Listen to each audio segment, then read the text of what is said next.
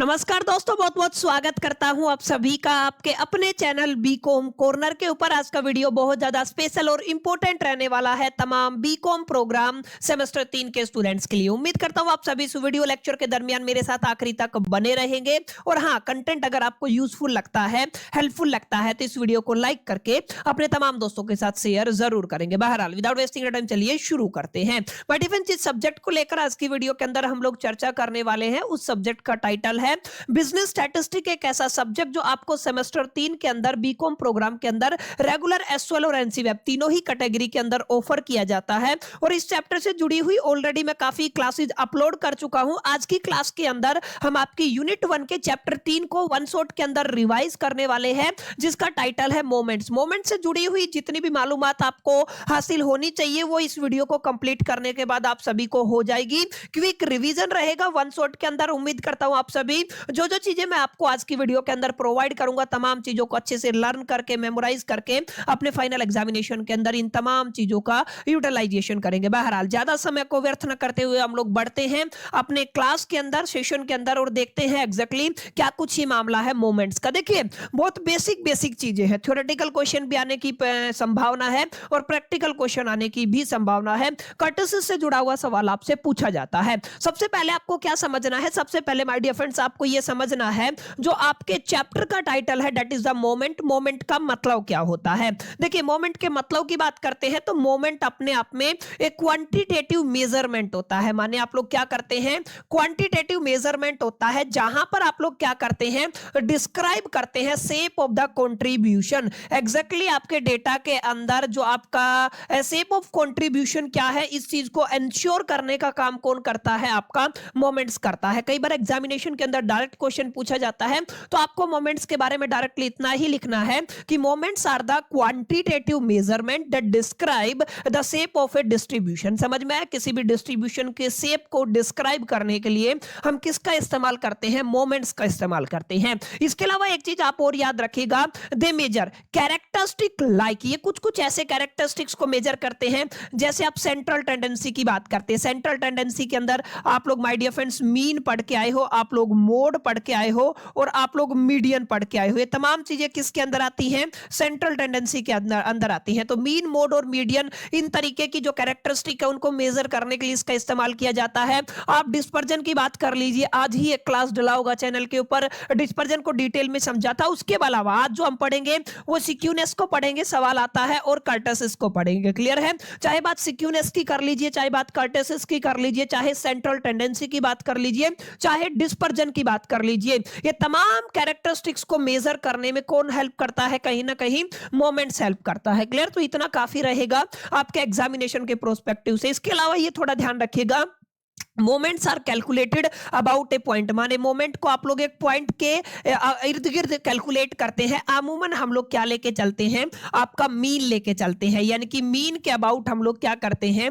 आपके मोमेंट्स को कैलकुलेट करते हैं। समझ में आया? तो ये जो आपके चैप्टर का टाइटल था क्लियर रहा होगा, डेफिनेशन आपको समझ में आ गई होगी। मेन एजेंडा सिक्यूनेस और कर्टेसिस को हम लोग सीखने वाले हैं। क्लियर? अब थोड़ा आगे अगर आप लोग बढ़ते हो तो ये आपको थोड़ा ध्यान में रखना है, कितने तरीके के मोमेंट्स होते हैं। माय डियर फ्रेंड्स, यही से आपका इंपॉर्टेंट टॉपिक शुरू हो जाता है। टोटल आपके पास 6 तरीके के मोमेंट्स हैं जिनको आपको याद रखना है। देखिए, पहला मोमेंट क्या है, जिसको आप लोग रो मोमेंट के नाम से जानते हैं, टेकन अबाउट द ओरिजिन। इसको किसके अबाउट लेके चलते हो? ओरिजिन के अबाउट लेके चलते हो। इसके बारे में अभी मैं डिटेल में डिस्क्राइब करूंगा। सेकंड जो मोमेंट रहेगा वो सेंट्रल मोमेंट रहेगा। इसको आप लोग मीन के अबाउट लेके चलोगे। ठीक है? जैसे ये ओरिजिन के अबाउट है, ये किसके अबाउट है? मीन के अबाउट। तो मीन के अबाउट आप लोग सेंट्रल मोमेंट्स की बात करते हैं। वही देखिए, फर्स्ट मोमेंट है जिसको आप लोग μ1 से रिप्रेजेंट करेंगे। अगर आप लोग सेकंड मोमेंट की बात करते हैं तो म्यू सेकंड से रिप्रेजेंट करेंगे। अगर आप थर्ड मोमेंट की बात करते हैं तो ये आपका μ3 रहेगा, और फोर्थ मोमेंट की बात करते हैं तो ये आपका μ4 रहेगा।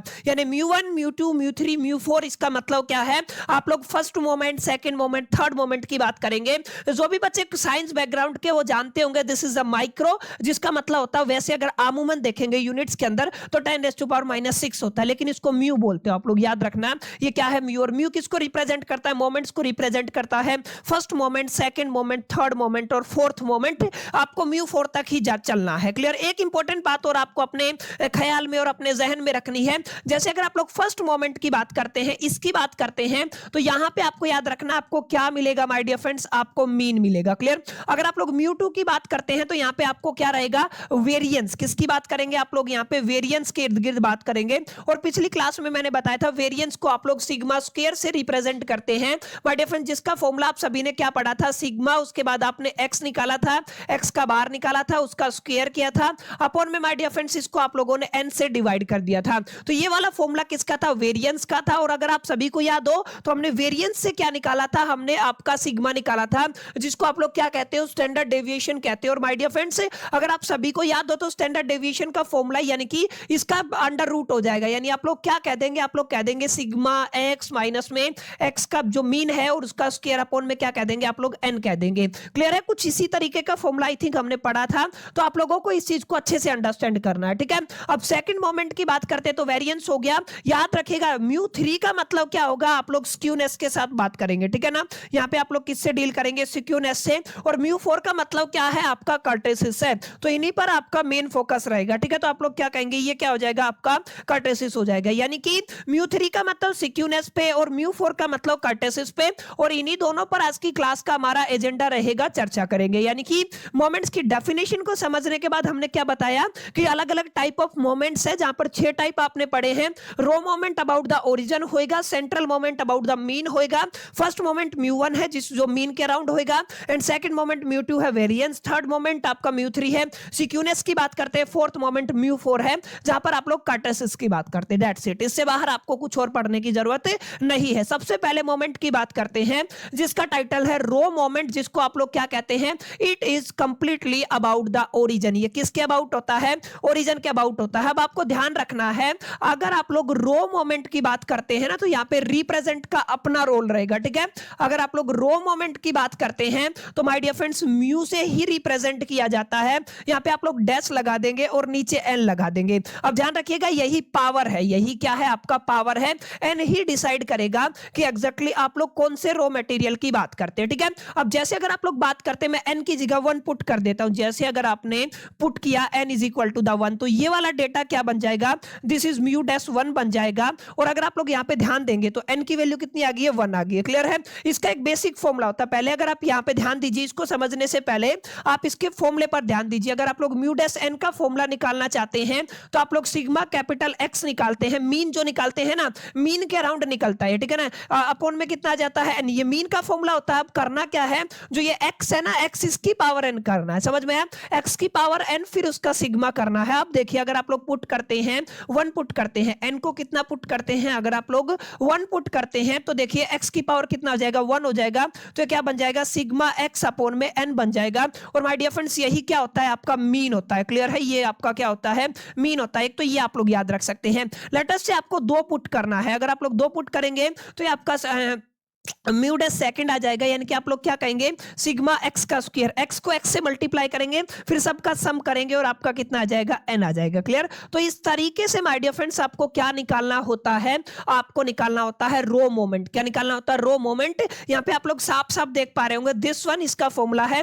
ये अलग अलग एग्जाम्पल जो मैंने अभी आपको एक्सप्लेन किया है, कुछ इसी तरीके से माय डियर फ्रेंड्स आपको एक पर्टिकुलर क्वेश्चन को जस्टिफाई करना। अब यहाँ पे एक बार मैं इसका डुप्लीकेट बना लेता हूं ताकि हम लोग माय डियर फ्रेंड्स क्या करें, एक स्लाइड ले लेते हैं। ठीक है। यहाँ पे हम लोग समझने वाले हैं एग्जैक्टली कि यहाँ पे कोई एक एग्जांपल से मैं आपको ताकि अच्छे से क्लियर कर पाऊं। देखिए हमने किस मुद्दे पर बात की है, हम लोगों ने रो मोमेंट पर बात की है। ठीक है। रो मोमेंट का फॉर्मूला अभी अभी हमने क्या पढ़ा, रो मोमेंट का फॉर्मूला पढ़ा है sir, dash n is equal to the, आपने कहा है सिग्मा एक्स की पावर एन रहेगा, अपॉन में आपने क्या लेना है, एन लेना है। एन का मतलब होता है नंबर ऑफ ऑब्जर्वेशन। क्लियर है। अब यहां से आपसे पूछेगा रो मटेरियल, सॉरी रो मोमेंट आपको निकालना है। आप मान लीजिए आपको आपको डैश 1 फाइंड आउट करना है, आपको mu dash second find out करना है और आपको mu dash third find out करना है। ये तमाम वैल्यूज आपको निकालनी है। मैं एक ऑब्जर्वेशन लेके चलता हूं अपनी खुद की अंडरस्टैंडिंग के बिहा पे। हम लोग कोई भी एक एग्जांपल ले लेते हैं माय डियर फ्रेंड्स, ताकि हम इस क्वेश्चन को क्या कर पाए माय डियर फ्रेंड्स, अच्छे से टैकल कर पाए। ठीक है, तो मैं एक डेटा ले रहा हूं, अपने हिसाब से हम लोग कोई भी एक डेटा ले लेते हैं। कुछ इसी तरीके का सवाल आपको अपने एग्जामिनेशन के अंदर भी देखने को मिलेगा, जिसको माय डियर फ्रेंड्स आपको क्या करना है, टैकल करना है। ठीक है, तो मैं फटाफट से एक बार टेबल बना देता हूं ताकि हम लोग तमाम वैल्यूज को यहाँ पे क्या कर पाए, लिख पाए। ठीक है ना, अब यहाँ पे ध्यान दीजिएगा, क्या करना है मेरे को, कोई भी एक ऑब्जर्वेशन दिया हुआ है x, जैसे मैं मान लेता हूं ये आपका 10 है, ये 20 है, ये 30 है, ये 40 है और ये आपका 50 है। अगर मैं टोटल ऑब्जर्वेशंस की बात करता हूं 1 2 3 4 5, टोटल ऑब्जर्वेशन कितना आ गया मेरे पास, 5, यानी कि इस फॉर्मूले का n का वैल्यू मेरे पास आ गया है। क्लियर। अब मेरे को x गिवन है, अब मेरे को मान लीजिए 1 निकालना है। कितना निकालना है, 1 निकालना है, तो ये आपका x की पावर 1 ही होता है। अब ध्यान क्या देना है, ध्यान ये देना है माय डियर फ्रेंड्स, अगर मेरे को म्यू 2 निकालना है ना तो मेरे को सेकंड की जरूरत होगी, और अगर आपको मेरे को म्यू 3 निकालना है तो मेरे को 3 की जरूरत होगी। इसका मतलब क्या है, इसका मतलब ध्यान से समझना जो बात मैं अभी आपको समझाने वाला हूं। यहाँ पे जस्ट आपको एक कैलकुलेशन भी नहीं कहूंगा, जस्ट आपको एक मल्टीप्लीकेशन करना है। जैसे आपने क्या किया, एक्स स्क्वायर निकाल लिया, आपने क्या किया, एक्स क्यूब निकाल लिया। अब यहाँ पे मल्टीप्लाई करो, क्या करो, मल्टीप्लाई करो। 10 की 10 से करोगे तो कितना आ जाएगा, 100 आ जाएगा। अगर 20 की 20 से करोगे तो कितना आ जाएगा, आपका 400 आ जाएगा। ये आ जाएगा आपका 900, 4 चौका 1600 और 5 5 2500। ये आ गया कि नहीं आया, ऐसे आपको करना है। क्लियर है, ऐसे आपको क्या करना है, 10 की 3 बार मल्टीप्लाई करोगे तो कितना आ जाएगा, आपका 1000 आ जाएगा। अब 2 दूनी 4 दूनी 8 और आपके कितने जीरो हो जाएंगे आपके माइडिव। अगर आप लोग 20 को मल्टीप्लाई करते हो, जैसे अगर आप लोग करते हो ना, यहाँ पे 3 बार मल्टीप्लाई कर रहा हूं, याद रखना क्यूब का मतलब क्या होता है, 3 बार होएगा ना, तो ऐसे मल्टीप्लाई करोगे 2 दूनी 4 दूनी 8, तो ये हो गया है, और 3 जीरो आप लोग यहाँ पे लगा दोगे। समझ में है ना, क्यूब है तो आप लोग क्या कहेंगे 8। ऐसे 9 दूनी, जैसे अगर आप लोग 90 की करते हैं, 90 मल्टीप्लाई बाय 90 मल्टीप्लाई बाय 90, ठीक है, 9 9 जा 81 हो जाएगा। ठीक है ना, इसकी इन दोनों के दोनों जीरो और मल्टीप्लाई में कितना हो जाएगा, 90। अब इन दोनों की मल्टीप्लाई करो, 3 जीरो आप सभी के पास है, 9 1 जा 9 और 9 की 8 से करो, 9 छिक्का 54, 9 7 63 और 9 8 72, यानी कि ये वाला डिजिट आ जाएगा। यानी आप लोग क्या कहेंगे 729000। ठीक है ना, तो आप लोग क्या कहेंगे 729000। ऐसे इसको मल्टीप्लाई करना है, ऐसे इसको मल्टीप्लाई करना है। समझ में आया, यानी कि आपको क्या करना है, आपको यह ध्यान देना है कि एग्जैक्टली आपको निकालना क्या है। ठीक है, कौन सा का आपको बेसिकली रो मोमेंट निकालना है। अब अगर आप लोग ध्यान देंगे, जैसे मेरे को म्यू 1 निकालना है तो आप लोग क्या कहेंगे, म्यू 1 डैश निकालना है तो हम लोग क्या कहेंगे, हम लोग कहेंगे सिग्मा एक्स की पावर n, और ये हो जाएगा आपका n हो जाएगा। ठीक है, अब अगर आप लोग सिग्मा x निकालते हैं, सबको जोड़ते हैं, 50 और 40 90, या ऊपर से जोड़ लीजिए, देखिए 10 और 20 30 30 60 40 100 और 50 150 हो गया। ठीक है, कितनी डिजिट है आपकी, कितनी ऑब्जर्वेशन है, 5 ऑब्जर्वेशन। अगर आप इसको डिवाइड कर देंगे तो कितना आ जाएगा, 30 आ जाएगा। यानी कि म्यू 1 डैश की वैल्यू कितनी आई है आपके पास, 30 आई है। ऐसे ही अगर आप लोग मान लीजिए सेकंड निकालना चाहते हैं, अगर मेरे को म्यू 2 डैश निकालना है तो हम लोग क्या कहेंगे, सिग्मा n की जगह क्या हो जाएगा, एक्स स्क्वायर हो जाएगा, अपॉन में n हो जाएगा। समझ में आया, इसका मतलब मेरे को क्या करना है, एक्स स्क्वायर का सम करना है, इन सब का क्या करना पड़ेगा, सम करना पड़ेगा। तो सिग्मा एक्स स्क्वायर बराबर है, देखिए कितना होगा, अगर आप लोग 400 और 100 कितना हो जाएगा, 500 और 500 2500, 3000 हो गया है। अब यहाँ पे 3000 प्लस में कितना है आपका 900 है,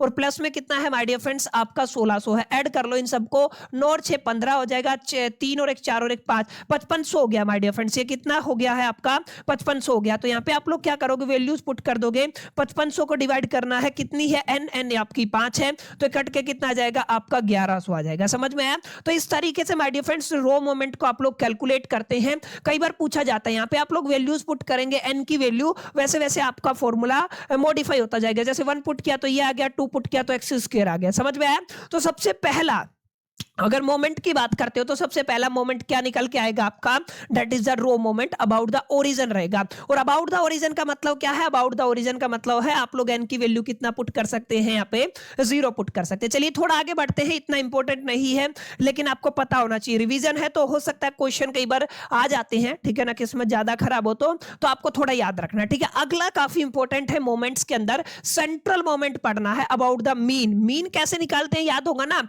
अगर इंडिविजुअल सीरीज सीरीज के लिए मीन निकालते हैं तो एक फॉर्मूला होता है सिग्मा एक्स अपॉन में एन। अगर आप लोग डिस्क्रीट सीरीज की बात करते हैं, अगर आप लोग यहाँ पे स्पेसिफिकली किसकी बात करते हैं, आपका क्या बोलते हैं आप, कॉन्टिन्यूअस सीरीज के अंदर 5 अलग अलग सीरीज की बात करते हैं, सबके अंदर आपको मीन निकालना आना चाहिए, ठीक है ना। पिछली क्लासेस के अंदर मैं डिस्कस कर चुका हूं। सेंट्रल मीन जो होता है ना, सेंट्रल मोमेंट को हम लोग यहाँ पे रिप्रेजेंट करते हैं, ध्यान रखिएगा, वहां पे डैश लगा हुआ था और एन था, यहाँ पे आपका डैश हट जाता है, म्यू एन से रिप्रेजेंट करते हैं, ठीक है। और माय डियर फ्रेंड्स, अगर आप लोग ध्यान देंगे तो यहाँ पे ये सेम फॉर्मूला आपका इंप्लीमेंट होने वाला है। यानी अगर आपको निकालना है म्यू एन का मतलब क्या होता है, अभी अभी मैंने बताया सेंट्रल मोमेंट अगर आपको निकालना है तो आपको क्या करना है, एक्स के अंदर से आपको मीन का वैल्यू निकाल लेना है और यहां पर उसका क्या कर देना है, आपको सिग्मा कर देना, जोड़ देना है, ठीक है ना।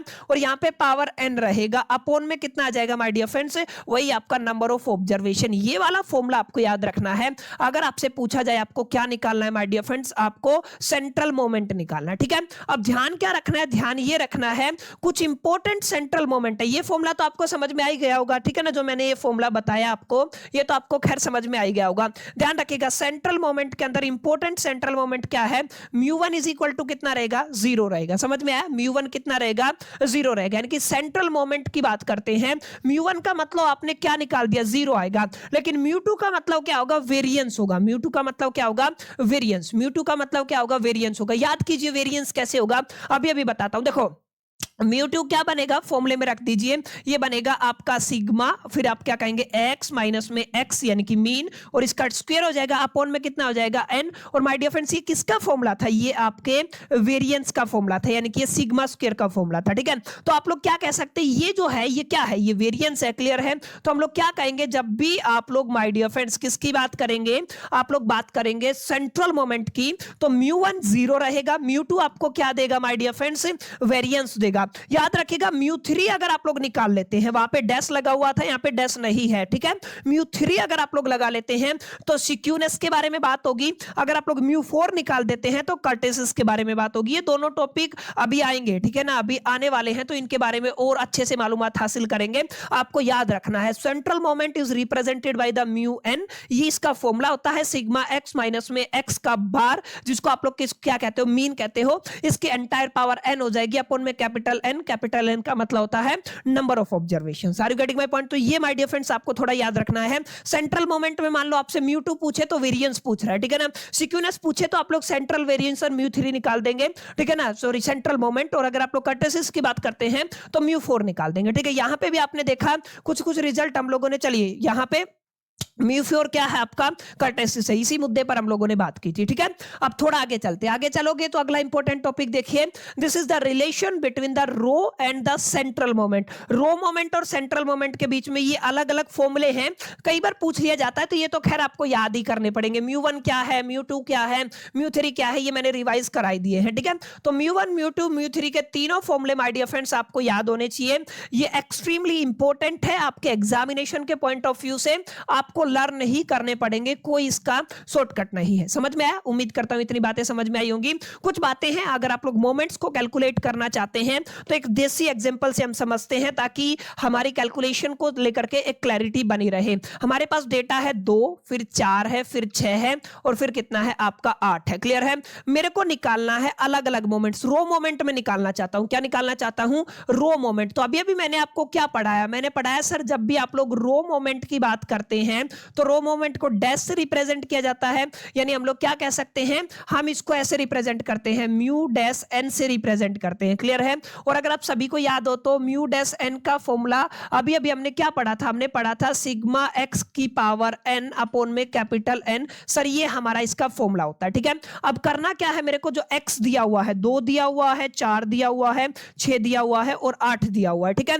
मेरे को यहाँ पे निकालना है कर्टेसिस। क्या निकालना है, कर्टेसिस। मेरे को निकालना है यहाँ पे वेरिएंस। क्या निकालना है, वेरिएंस। और मेरे को यहाँ पे क्या निकालना है आपका, जिसको आप लोग कहते हैं जीरो, या फिर आप लोग ये कह सकते हैं सिक्यूनेस। क्या निकालना है, सिक्यूनेस। तो माय डियर फ्रेंड्स, अगर मेरे को वेरिएंस निकालना है तो मैं म्यू टू निकालूंगा, अगर मेरे को म्यू थ्री सिक्यूनेस निकालना है तो म्यू थ्री निकालूंगा, और म्यू फोर का मतलब क्या हो जाएगा, कर्टेसिस हो जाएगा। अब यहाँ पे ध्यान दीजिएगा, हम तो बात कर रहे हैं रो मोमेंट की, क्लियर है। रो मोमेंट के अंदर आपको एक्स चाहिए, एक्स टू चाहिए, एक्स थ्री चाहिए, तो मैंने क्या किया, इनके एक्स स्क्वायर निकाल लिया, क्योंकि आपको मेरे को म्यू टू डैश चाहिए, x3 मतलब मेरे को म्यू डैश 4 चाहिए, और ऐसे आपको 4 के लिए करना है, ठीक है। यहाँ पे सॉरी 3 और यहाँ पे 4, ठीक है। अब 2 का स्क्वायर करते हैं तो 4, 4 का स्क्वायर 16, 6 का स्क्वायर 36, 8 का स्क्वायर 64, समझ रहे हो, इसका स्क्वायर हो गया, क्लियर है।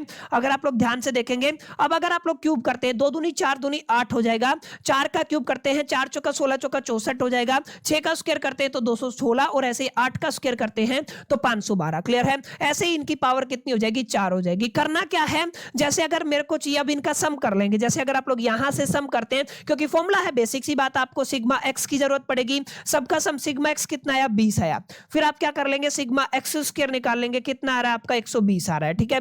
ऐसे आप लोग क्या करेंगे सिग्मा एक्स क्यूब निकाल लेंगे, कितना आ रहा है 800 आ रहा है, ठीक है। ऐसे आप क्या करेंगे सिग्मा एक्स की पावर 4 निकालेंगे, 56 64 आ रहा है, क्लियर है। ये सारी वैल्यूज आप सभी के पास आ गई। नंबर ऑफ ऑब्जर्वेशन कितनी है, 1 2 3 4, तो एन की वैल्यू माय डियर फ्रेंड्स कितनी आ रही है आपकी 4 आ रही है, ठीक है। तो ये नंबर ऑफ ऑब्जर्वेशन आ गई है। अब देखिए यहाँ पे लिखा हुआ ना, सिग्मा एक्स कैलकुलेट किया, सिग्मा एक्स स्क्वायर कैलकुलेट किया, सिग्मा एक्स क्यूब कैलकुलेट किया, सिग्मा एक्स की पावर 4 कैलकुलेट किया। फॉर्मूला क्या कहता है, अगर मेरे को चाहिए म्यू1 डैश, तो मैं क्या करूंगा, मैं कहूंगा सिग्मा एक्स अपॉन में एन, क्लियर है। सिग्मा एक्स की वैल्यू माय डियर फ्रेंड्स 20 है, अपॉन में एन की वैल्यू कितनी है 4 है, तो मेरा आंसर आ गया है 5। अगर मेरे को म्यू डैश 2 निकालना है तो मैं क्या कहूंगा सिग्मा एक्स स्क्वायर अपॉन में एन, ठीक है ना। सिग्मा एक्स स्क्वायर की वैल्यू 120 है माय डियर फ्रेंड्स, एन की वैल्यू कितनी है मेरे पास 4 है, ठीक है।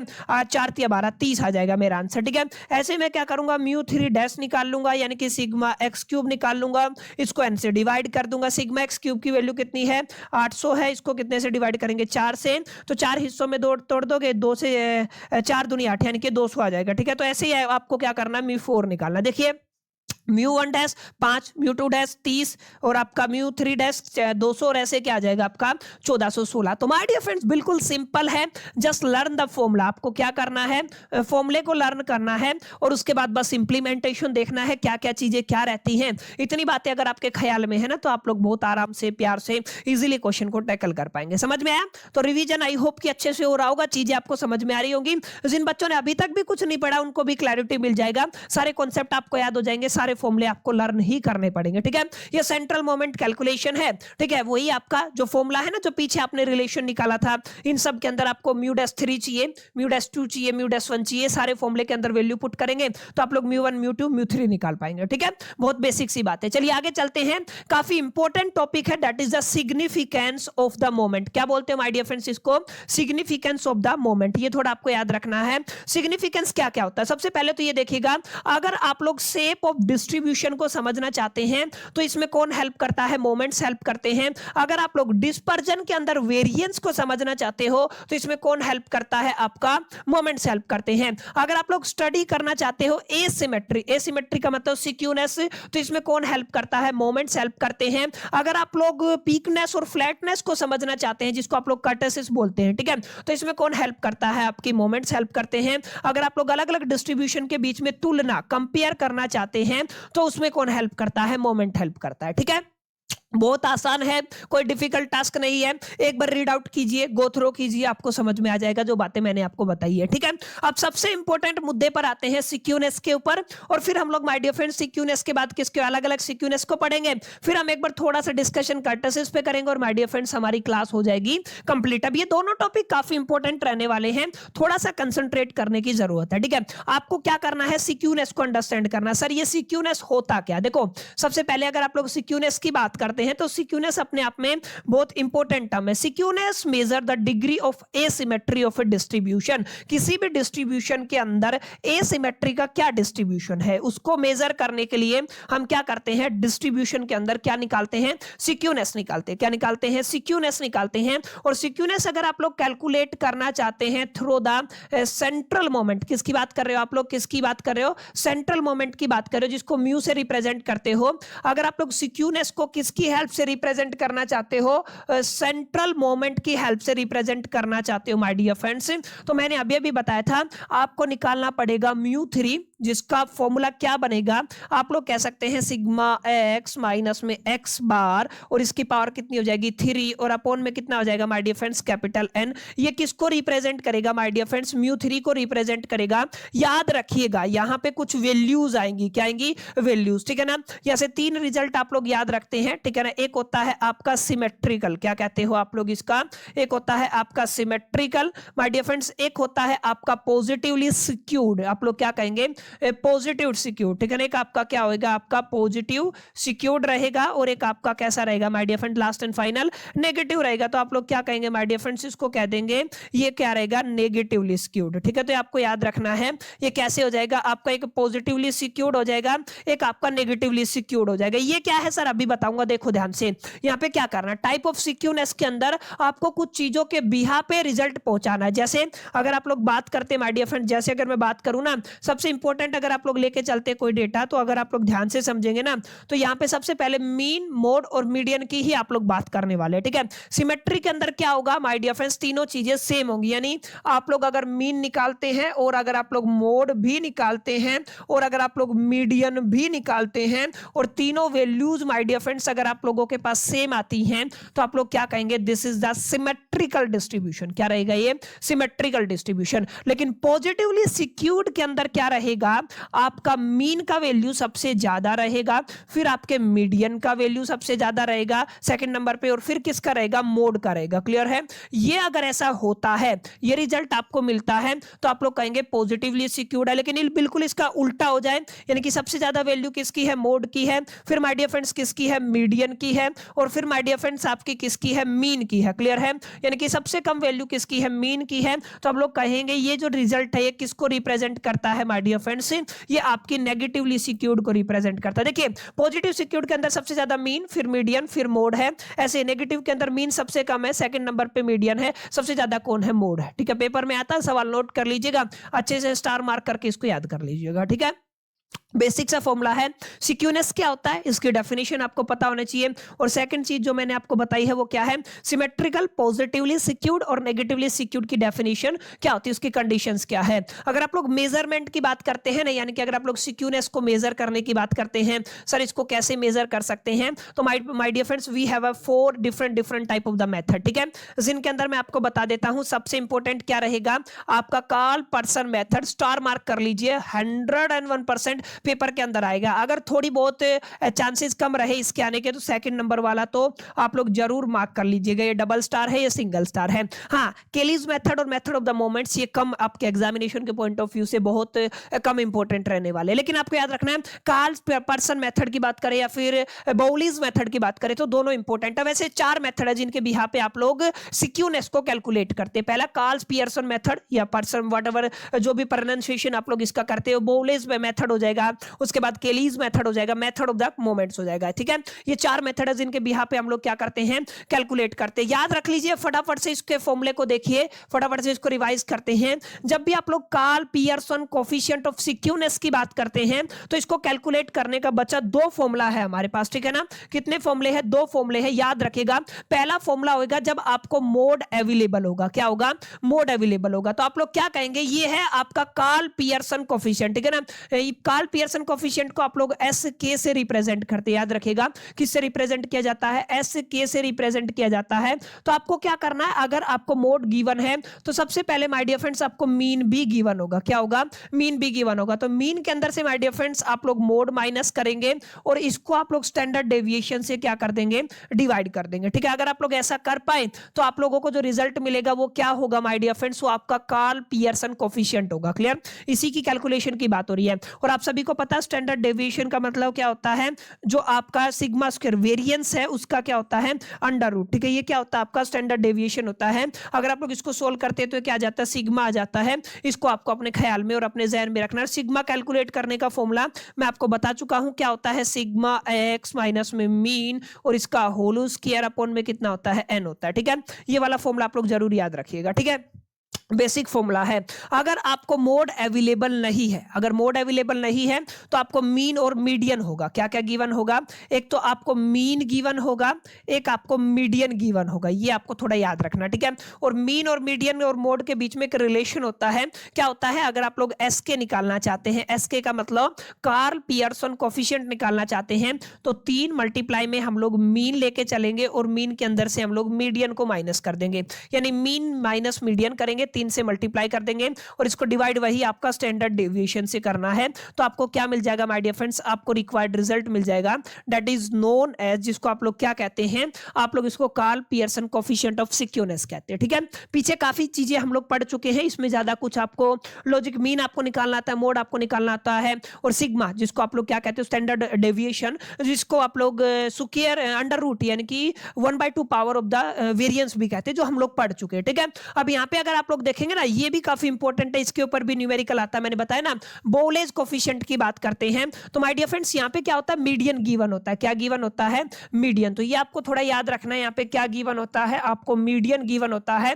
रिप्रेजेंटेड बाय द Q2, इसको क्या कहते हो आप लोग, Q2 कहते हो, यानी कि Q2 से किसको रिप्रेजेंट किया जाता है, मीडियन को रिप्रेजेंट किया जाता है। और याद आया Q1 और Q2 क्या है, सॉरी Q1 और Q3 कर्टाइल, फर्स्ट कर्टाइल और आपका थर्ड कर्टाइल, जिनके बिहाफ पे हम लोगों ने काफी डिटेल में जाकर के चर्चा की थी। ठीक है, तो आप लोग अगर SKB की बात करते हैं, किसकी बात करते हैं, XKB की बात करते हैं, तो माय डियर फ्रेंड्स इसका मतलब हो गया आप लोग बोलेज कोफिशिएंट ऑफ सिक्योरनेस निकाल रहे हैं, क्या करना है आपको, थर्ड कर्टाइल मिलेगा, फर्स्ट कर्टाइल मिलेगा, दोनों का सम मिलेगा। ठीक है, ये आपका थर्ड और फर्स्ट का कर्टाइल है, इसके अंदर से आपको 2Q2 Q1 करना है, सॉरी 2Q2 का मतलब आप लोग कहेंगे ये क्या है सर, ये आपका जो आपका गिवन है मीडियन है, इसको आपको माइनस कर देना है, जो डिफरेंस गिवन है Q3 माइनस Q1, इसके ऊपर एक न्यूमेरिकल आई हुई थी, आई थिंक PYQ के अंदर ही आप लोगों को मिल जाएगा, जरूर चेक कीजिएगा। ठीक है, जहां पे क्या लिखा हुआ है, आपको ये लिखा हुआ, देखिए क्वेश्चन में क्या लिखा हुआ है, क्वेश्चन के अंदर ऐसा कुछ लिखा हुआ है, जहां तक मेरे को याद है, एग्जैक्ट तो शायद मेरे को ध्यान नहीं है, लेकिन यहाँ पे क्या कह रहा है, सम ऑफ कर्टाइल, ठीक है ना,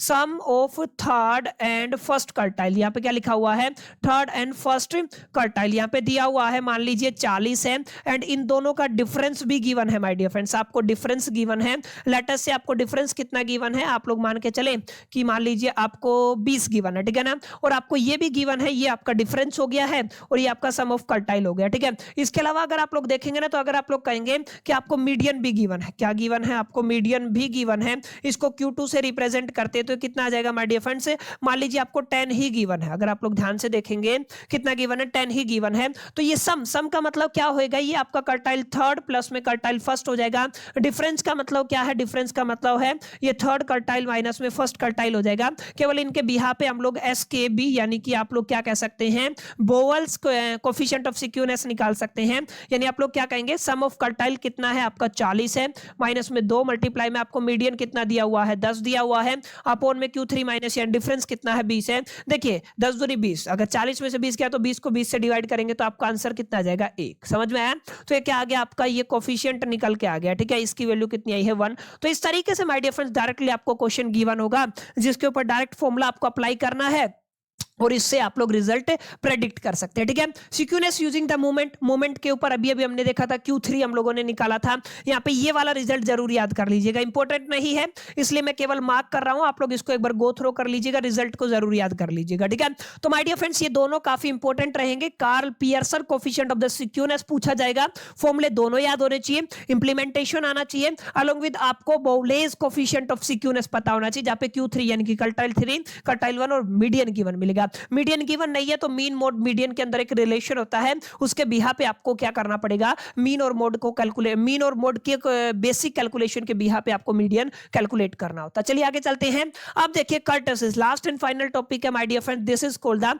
कर्टसिस। कर्टसिस की डेफिनेशन देखिए क्या है, पहले तो कर्टसिस को समझो, कर्टसिस मेजर करता है पीक्डनेस या फ्लैटनेस, यानी कि आपका जो डिस्ट्रीब्यूशन है वो कितना पीक पे है या फ्लैट है, यानी कि आप लोग क्या कह सकते हैं, आप कह सकते हैं measure of the peakness and the flatness of a distribution is measured by the kurtosis. किसकी हेल्प से मेजर की जाती है, कर्टसिस की हेल्प से मेजर की जाती है।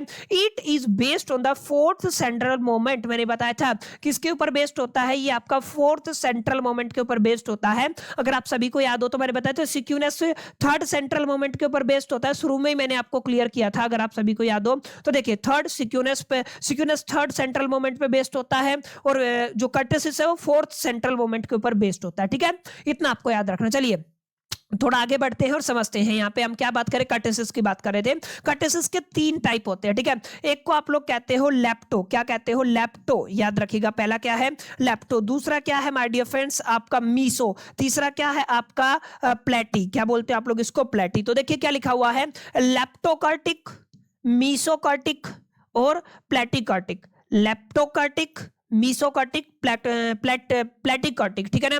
यहाँ पे अगर आपका ये रिजल्ट आता है तो आपका डिस्ट्रीब्यूशन हाईली पीक्ड है, अगर आपका ये रिजल्ट आता है तो ये आपका नॉर्मल पीक है, अगर आपको प्लेटिकर्टिक रिजल्ट मिलता है तो ये डिस्ट्रीब्यूशन क्या रहेगा, फ्लैट टॉप्ड रहेगा। समझ में आया। तो ये बेसिक रिजल्ट आपको याद रखने हैं। कर्टेसिस होता क्या है और कितने तरीके के कर्टेसिस होते हैं, ठीक है। अगर आप लोग मेजरमेंट ऑफ कर्टेसिस करना चाहते हैं तो ये फॉर्मूला है, इसको अपने जहन में रखिएगा। आपको क्या करना पड़ेगा, आपको निकालना पड़ेगा, याद रखिएगा, μ4 निकालना पड़ेगा, ठीक है। फॉर्मूले के अंदर पुट कर देंगे। याद होगा ना म्यू एन का फॉर्मूला क्या बताया था मैंने, अगर आपको याद हो तो यही तो बताया था, सिग्मा एक्स माइनस में मीन और इसकी पावर एन और अपोन में कितना था, कैपिटल एन। तो यहाँ पे आपको 4 पुट करना है, एक बार 2 पुट करना है, दोनों को डिवाइड कर देंगे, बीटा 2 आएगा। बीटा 2 के अंदर से आपको 3 माइनस कर देना है, आपको गामा 2 मिल जाएगा। क्या मिल जाएगा आपको, गामा 2। गामा 2 का फॉर्मूला क्या है, बीटा 2 माइनस में 3, क्लियर है। अब बीटा 2 माइनस में 3 निकल आया। अब देखिए अगर आप बीटा 2 की वैल्यू आ जाती है 3, कितनी आ जाती है 3, तो ये आएगा मीसोकार्टिक। अगर आपका बीटा 2 3 से बड़ा आता है तो ये लैप्टो रहेगा, ठीक है ना। अगर आपका बीटा 2 3 से छोटा आता है तो ये आपका प्लेटिकर्टिक रहेगा। समझ में आया, ये आपको थोड़ा ध्यान में रखना है। ये आपको याद आया ना, μ4 मैंने निकालना सिखाया था। μ4 कैसे निकालते, देखो यहाँ पे यहीं पे हमने कहाँ पे डिस्कस किया था, आई थिंक यहाँ पे डिस्कस किया था, सेंट्रल मोमेंट के, यस यहाँ पे हमने डिस्कस किया था कैसे μ1 निकालते, कैसे μ2 निकालते, कैसे μ3 निकालते। ये वाला जो फॉर्मूला है ना, ये वाला, यहाँ पे हम लोग क्या करते हैं, 1 की जगह 1, 2 की जगह 2, 3 की जगह 3 और 4 की जगह 4 पुट करते हैं, और वहीं से आप लोग 2 निकाल लेंगे, वहीं से आप लोग 4 निकाल लेंगे। याद रखिएगा 2 की जरूरत पड़ेगी, 4 की जरूरत पड़ेगी, μ2 और μ4, ठीक है ना। बीटा निकालने के लिए, बीटा 2 निकालने के लिए ऊपर μ4 नीचे μ2 का होल स्क्वायर का स्क्वायर करना है और डिवाइड कर देना, और बीटा 2 में से 3 घटा देना है। अगर आपका रिजल्ट बीटा 2 3 आता है तो मीसोकर्टिक रहेगा, 3 से बड़ा आता है तो लैप्टोकर्टिक रहेगा, और अगर 3 से छोटा आता है तो प्लेटिकर्टिक रहेगा। समझ में आया। तो दैट्स इट, इससे बाहर आपको कुछ करने की जरूरत नहीं है। बेसिक कैलकुलेशन है, पीछे के लेक्चर अगर आपने देखे हैं तो इनको बहुत आराम से माय डियर फ्रेंड्स इंप्लीमेंट कर पाएंगे, ठीक है। ये आपका मीनिंग रहेगा, ये मोमेंट यूज रहेगा, और ये आपका सिंबल रहेगा, ये नेचर रहेगा। यानी आप लोग कह सकते हैं सिक्यूनेस, और यहाँ पे क्या है, कर्टेसिस। अगर आपको एसिमेट्री गिवन है, ठीक है, और यहाँ पे आपको कर्टेसिस के अंदर पीक्डनेस गिवन है, ठीक है। अगर आप मूवमेंट यूज क्या करेंगे, थर्ड मूवमेंट यूज करेंगे, यहाँ पे फोर्थ। ये तो हम बात कर चुके हैं। कर्टेसिस के अंदर μ4 निकालना होता है और स्क्यूनेस के अंदर आपको μ3 निकालना होता है, ठीक है ना। इसका स्क्यूनेस का आप लोग गामा 1 से रिप्रेजेंट करते हैं और कर्टेसिस को आप लोग गामा 2 से रिप्रेजेंट करते हैं। यहाँ पे हमने बताया था जो स्क्यूनेस है या तो लेफ्ट जाएगी या राइट जाएगी, ठीक है ना। और आप कर्टेसिस की बात करते हैं फ्लैट, नॉर्मल या पीक्ड रहेगी। समझ में आया। तो my dear friends is all about the moments. छोटा सा ये चैप्टर था यूनिट 1 का। यूनिट 1 आज कंप्लीट हो चुका है। Measurement of the central tendency हमने पढ़ा सबसे नंबर 1 पे। काफी मल्टीपल चैप्टर आपको देखने को मिले थे। सेकंड पे मैंने आई थिंक इससे पहले वाला जो चैप्टर था डिस्पर्जन, वो अपलोड कर दिया होगा, आई थिंक आपको चैनल पे मिल गया होगा। इसके बाद हमने क्या पढ़ा, आपका मोमेंट्स कंप्लीट कर लिया। तीनों को कंपाइल कर दे तो आपका यूनिट 1 कंप्लीट हो जाता है। उम्मीद करता हूं आज का लेक्चर आपको समझ में आया होगा, सेशन पसंद आया होगा, वीडियो अच्छा लगा होगा। वीडियो अच्छा लगा तो फटाफट से लाइक कर दीजिए, दोस्तों के साथ शेयर करना मत भूलिएगा। पहली दफा चैनल पे आए तो सब्सक्राइब करके बेल आइकन को जरूर प्रेस कर दीजिएगा। बाकी चलिए मिलते हैं अगली वीडियो के अंदर, जब तक के लिए मैं तो so till then bye, till the keep learning.